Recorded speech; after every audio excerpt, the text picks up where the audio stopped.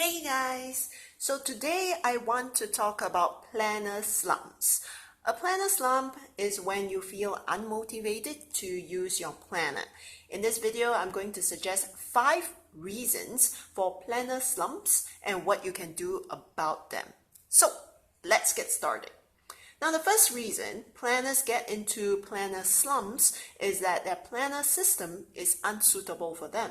This happened to me when I first tried my hand at bullet journaling. I heard of bullet journaling in 2015 and was super excited about the concept. So I read all I could about it and then tried to implement the system in its entirety. Unfortunately, I failed to tailor the system to my own needs. So after struggling with it for 3 months, I stopped. Then in 2016, I tried again. Now, this is the bullet journal from that time. This time, what I did was I started off with what I thought was the most essential items or elements first, like the daily task list, a timeline, and some notes. These are the elements that you still see in my planners today. Then I slowly added more elements like food logs and habit trackers and so on. Then every couple of weeks, I reviewed my planner system to reflect on whether the planner elements worked for me or not. Since then, I've learned a lot about my planner preferences and have developed the distinctive planning style that you see on this channel. So if you are in a planner slump, you might consider removing all but the most essential planner elements and then slowly adding the elements until you develop a system that fits you. Now, the second reason is that planners are too busy to keep up with their planner system. And this often happens to me when the busy season hits. So in the last 2 weeks of January this year, I was crazy busy. So I wrote out my task list on sticky notes and then I transferred them into my notey at the end of the day. I also did very little scheduling, as you can see here. Now, the solution to this problem is to just ride it out.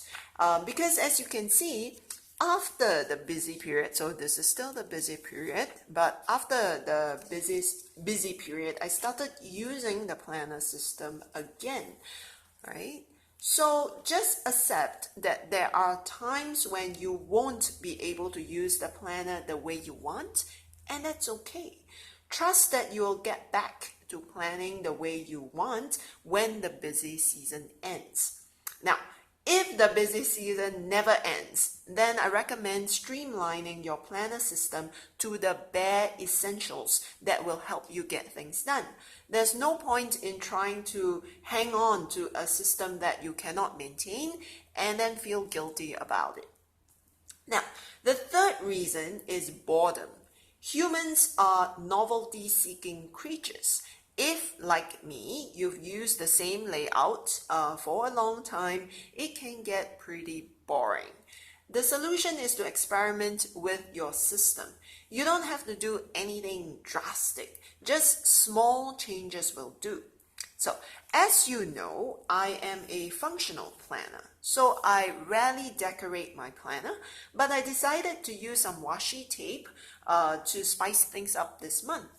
So you can see I've also decorated it for this week, and then for next week, the week after next, and also the last week of April. All right.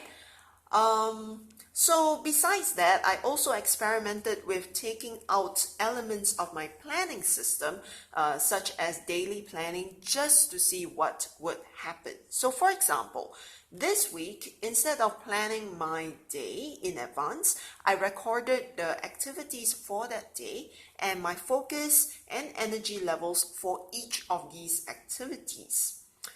If you want it, you can switch planners, draw different layouts, use daily instead of weekly spreads, etc., etc. So if you are bored with your setup and so you're not using your planners, switching things up can help you be more motivated to use your planner. Now, the fourth reason is perfectionism. At some point, I felt that I needed to write neatly and decorate my planner perfectly, that kind of thing. That self-imposed pressure got into the way of me actually planning. The solution is to allow yourself to make messes in your planner. Here is an example of one of my weekly planning pages in my Hobonichi cousin.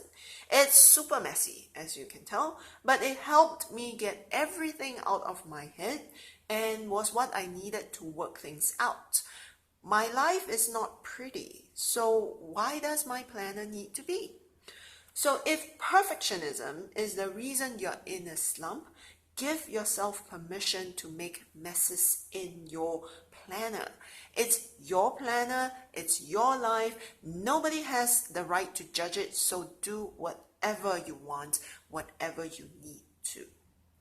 Now the last reason people may be in planner slumps is that maybe they don't need a planner at all.